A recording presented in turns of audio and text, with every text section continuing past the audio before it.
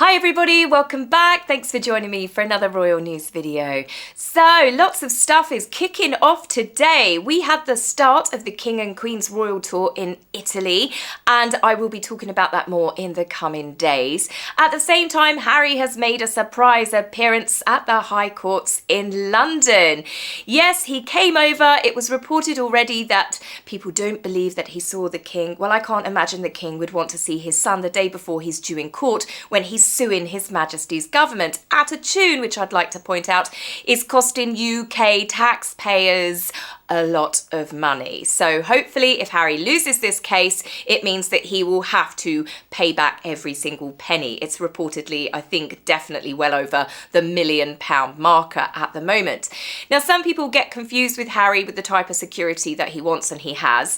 He has limited security, so he doesn't have it 24/7. What he has to do is notify the police when he is coming over. He has to give them, I think it was 28 days or 30 days notice, and they will ensure that they have obviously enough police to take care of Harry.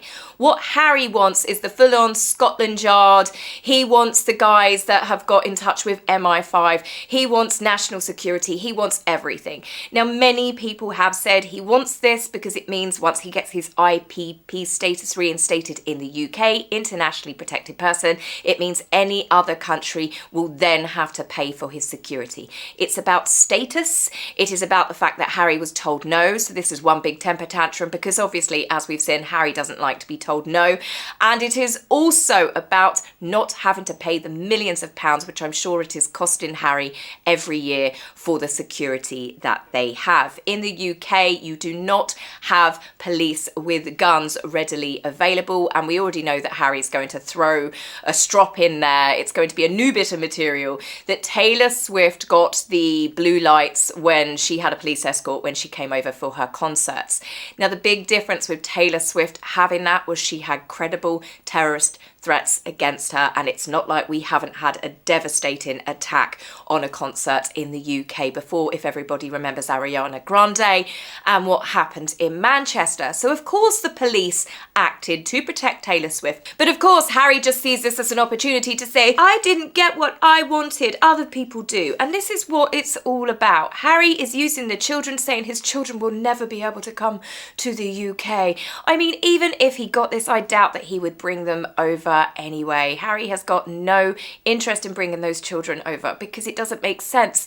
If he was visiting his father, he would be picked up by the police from the airport. They would be taken into one of the palace residences. They would be protected in that environment. Yet Harry has never thought to bring them over, despite obviously knowing that his father has cancer. But it was said that Harry didn't meet with his father, and well, can you blame him? Because I think we all know that if Harry did see the King and Queen before they left for Italy, then People magazine or Us Weekly would have had an exclusive by now. But moving away from the royals for a minute, I've got to talk to you about something which has blown up, and I find it so bizarre. It's insane. I've ended up in the Daily Mail of all publications at the moment, and of course my name, well, my YouTube channel's in there along with the word troll, and this all comes down to the crying makeup artist, right? This is just such a bizarre thing of all the years that I have been on social media. So it all started with a few days ago, Meghan launched As Ever, or rather the products went live. Everybody was talking about it. It was everywhere. I was inundated. All I wanted to do was just read royal news, and it was Meghan's tea, Meghan's jam, Meghan's this, Meghan's boxing. And it just got to the point where I was like, ugh, do you know what? I don't care. I'm actually actively not going to post anything to do with it over the coming days because I need a detox from it mentally, right? And everybody else was posting about it. Even accounts that hate Meghan, actually hate Meghan far worse than what I've ever done. They were constantly posting, and I thought, you're just giving her more promotion. You're making her trend. You're actually helping her. But I decided that I was just going to do a tweet saying, you know what, hands up, I'm having nothing to do with this. So my tweet read, literally couldn't give a single shit about the launch of raspberry spread or the daily silly posts on Instagram. I think I'm honestly worn out and bored by Meghan, and I'm not promoting her. Instead, I'm going to have some almond butter and jam on toast from my favourite brands. And I posted a picture. So this is where the media storm came from, right? Social media. Sussex Squad took umbrage with the fact that I wasn't talking about Meghan, and they started attacking me on various different social media platforms. Now, I'm only on Twitter and Instagram, right? Because I can't handle anything else. My brain is very small. I know what I know. I like what I like, and I just can't be dealing with all of that extra noise, okay? So my friend Amber messaged me and said, uh-oh, you've been bashed by Daniel Martin. So Daniel Martin, if you don't know, most of you will know him as the crying makeup artist. I at first thought that this was just a Sussex squad. They set up a profile, you know, pretending to be him. No, it's actually him. So he was bashing me because I didn't want to talk about Meghan's raspberry produce, right? And he's put quite a cutting, very, very hurtful if I actually cared, post underneath. And if anything, he said stronger words about me than what I've ever said about Meghan. And aside from calling him a crying makeup artist, I've never really cared enough to talk about Daniel other than his recent appearance on Netflix, but I think I was pretty nice about him. That troll's livelihood has been based on hate, and she won't stop because she needs that money. She's worn out because karma's a bitch and our light is drowning out her dark-ass soul. First of all, people in glass houses shouldn't throw stones. He's built his career up, the career that he's got now, much like Omid Scobie, off of the back of Meghan. My YouTube channel has been grown organically and we're now up to over 200,000 and it's amazing. But you guys have slowly been built up over time. People choose to watch, people choose not to watch. Some subscribe, some unsubscribe. It's just the way it flows. But the thing is, the most important thing is, I haven't piggybacked any of the subscribers or even followers I've got on Twitter because I've got a famous friend, unlike Daniel. But for him to be saying she won't stop because she needs the money, I was thinking to myself, well, pretty certain that the only people I discuss my finances with is my husband, occasionally my parents, my bookkeeper, and, oh yes, the tax offices, HMRC. I mean, they're the only people. So, I mean, I'm not quite sure what he's on about there. But this isn't the first time that Daniel has been trolling people recently. It was only a few weeks ago where it's been titled that Daniel has been trolling the trolls. Apparently, someone has found this out and passed this down to a newspaper and said that he is actively in his spare time, which I'm sure he's got a fair bit of in between obviously doing the very important makeup shoots, but he is spending his time attacking other people. He went for a fashion student a few weeks ago who, after the first episode of With Love Meghan, she just said, it's got to the point where you just have to laugh now. He came back and said, like your designs. You know, that's quite bitchy and catty, and she's only a student. You know, this man, as I said, he's built up his fame off the back of Meghan, and he's thrown a bone occasionally, okay? So, despite him being good friends with Meghan since Suits, and that's where they met, of course, Soho House and all of those connections, it's not who you know, it's who you blow. He did the wedding makeup for Meghan, so Daniel Martin got elevated in his career because of the royal family, right? But he wasn't important enough or such good friends with Meghan that he was in any of the wedding photographs in the evening. He was later allowed to come over to Frogmore Cottage when he posted about avocado on toast and what a lovely hostess Meghan was in Frogmore. You know, when she was tortured, basically tied up, locked in a tower, her passport and her keys taken. She wasn't allowed to see any friends. Daniel could have really unstuck another lie of Meghan's. Now, he was invited to the baby shower, of course, and then later on we saw Daniel where he earned the nickname the crying makeup artist.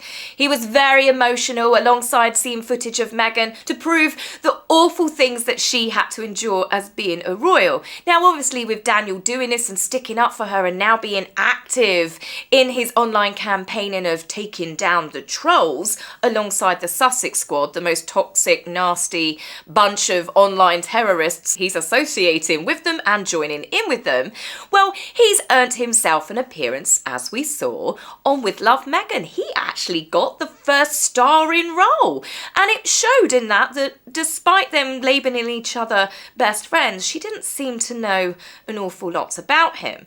But, you know, all of that aside, I think I was fairly pleasant about Daniel when it's obvious, as I said on Dan's show, despite him being on a show with love, he clearly doesn't have a lot of love for me. But moving aside from that, I would have just ignored it, but the Daily Mail picked it up. Yes, the Daily Mail, which I've quite clearly signed up to be part of the Sussex PR machine.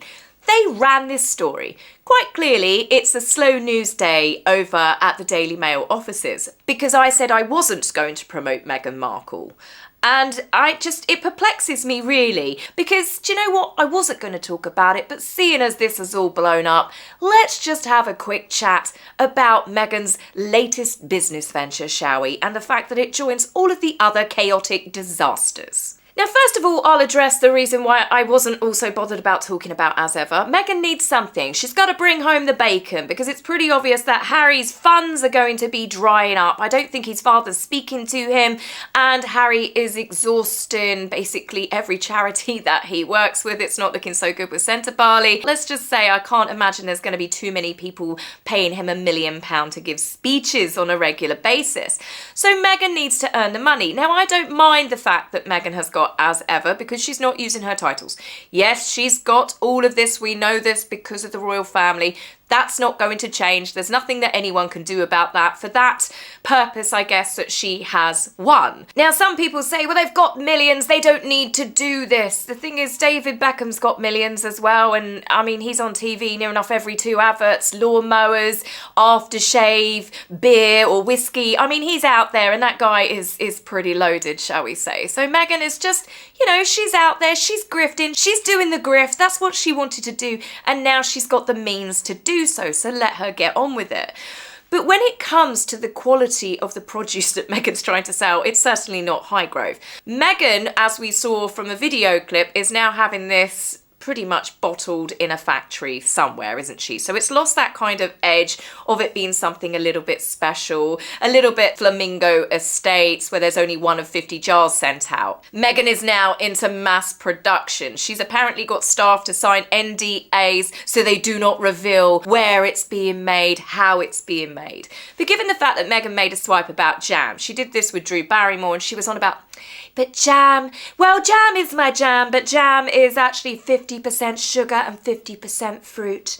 I don't want to do that because you don't really then taste the flavour of the fruit. What I have seen from the clips, from the video clips, from the reviews of people today, it's less of a jam, a conserve, even a spread. It's not a spread, it's more like a sauce, like something that you would squeeze over your ice cream. Not only that, the quality of it is so overly manufactured. It's raspberry. The fact is that this is just a raspberry flavoured liquid. It honestly doesn't look too different from when you get a Mr. Whippy for 99p in a flake with raspberry sauce on it. It's nowhere near even the same quality of what her American Riviera orchard was. So you've only got to imagine the amount of processing that has gone through to take it from a whole fruit into that. Give me jam with 50% sugar any day. When these influencers started pouring it out of the jars, there has been lots of comparisons from things that I just don't want to repeat myself. But I will say the thing that I can compare it to the most is, do you remember Ghostbusters 2? The angry goo that when you shout at it, it grows, or if you pour it into a toaster, it will make it dance. That's what I think it actually looks like. I don't need to taste the sauce, the liquid, to work out for myself that Meghan is actually now mass producing something at the cheapest cost that she can do it with a very, very hefty price tag. The fact that her influencers that she sent them out to and the friends all pretty much have the same face as the people that have actually bought it themselves, right? So you've got people that are actually supposed to be promoting it going, yummy in my tummy, this is amazing, compared to people that are going to be honest with their reviews. And they've all pulled the same faces, even the ones that are meant to be going, oh, this is divine, this is heaven. And they might say that afterwards, but their facial features give it away every time that they take a big spoonful of it. It's now got to the point where I can't tell who's friend or foe, if this is someone that's meant to be promoting it or someone that is actually panning it. Now, it's been brought up that Meghan is packaging rabbit food, and that is the flour sprinkles. Apparently, loads of people managed to uncover this this and it looks exactly the same. It's identical. But yes, I think that a lot of people are paying a lot of money for some rabbit food, and I find that absolutely hilarious. But the posh tins that have gone out, it's like Meghan has sat there at home and put the labels on herself, and she might well have done, because I believe what is being sent out to the customers that are paying a lot of money is slightly different to what is going out to the already rich friends for them to use their Instagram accounts or other social media accounts to promote it, because they get the lovely, gorgeous, handcrafted wooden box. They've got the lovely straw in there, the presentation, aside from the labels looking all bubbly, it looks gorgeous. But the people that have paid the most for it have just got shitty cardboard packaging, really. So it's honestly laughable what she's done here, but more fool on the people that have actually paid money to give this a taste test. Meghan has built this up that it's going to be, as I said, high quality like Highgrove, and the only thing high quality is the price tag that she's putting on it. You'll get better quality produce from your local supermarket or corner shop compared to what she's selling for those prices. Now, as for the people that have been paying out for them, more people paid out for the products than have actually received products because of a glitch, they said, right? Meghan sold out super quickly, which was praised, a bit like Meghan announcing season 2 of With Love Meghan. It was already filmed. They just split 16 episodes into 2 parts. Well, she's done the same. It's a marketing ploy. They stock like, say, 20 jars of each, and then it sells out quickly. It's supposed to create a want in the market, and everybody goes, oh, put me on the waiting list for the next ones. If it's sold out, it must be amazing. It does make me question the sort of people that fall for this type of marketing. But as for Meghan taking the money, or the website taking the money, they then sent letters saying, oh, oopsie, we will give you a refund, or you can wait and we will send you something similar when they get the next round of stock in. So if you wanted honey, you could end up with raspberry sauce. If you wanted flour sprinkles, you could end up possibly with raspberry sauce, because I think that's the only thing that she's mass produced. Now, aside from the fact that she's used a well-known marketing ploy, she's also using a drop shipping company called Snow Commerce, who are solely responsible for your orders in the small print. So, of course, what that means is they're selling the items to you, but they don't have them in stock. Oh, yes, and don't forget, when you do register on As Ever to line up for your next bits and bobs, or you just want to be on the mailing list, she's harvesting your data yet again. Every website that Harry and Meghan have set up, they harvest your data, which means they can use it and they can sell it on and make money from giving your information to lots of other companies. So yes, was there anything remarkable to talk about with the launch of As Ever? No, absolutely not. Am I surprised that the 2 types of reviews that we are getting are so extreme? No, not really. It's how influencing works. You pay people to promote your goods, but I wouldn't be that shocked or surprised if Meghan had actually delivered 2 different types of products to the people that were paying, that's been produced cheaply en masse, and then to that she sent out to her friends. Meghan has got together as much cheap produce as she can to package it to make it look fancy schmancy, but only for the posh multi-millionaire friends to promote. For the rest of the schmucks, you get the low quality cardboard stuff. You'll be lucky if your raspberry sauce isn't smashed into pieces by the time it gets to you. But it's the raspberry sauce that she did actually protect, because it's another thing that she did to people. They couldn't just buy a jar of raspberry sauce, they had to buy the keepsake. Can we just talk about the stupidity, the pretentiousness of the keepsake? Who is going to buy a jar of raspberry sauce and give it to someone for Christmas, and that person's going to go, oh, what a beautiful keepsake, I'm going to keep that. Meghan even said, you know, that you can put love notes in it, you can keep it forever. Nobody is going to keep packaging for a jar of, as I said, I go to call it jam, but it's not jam, is it? It's not preserves. That is a jar of cheap ass sauce.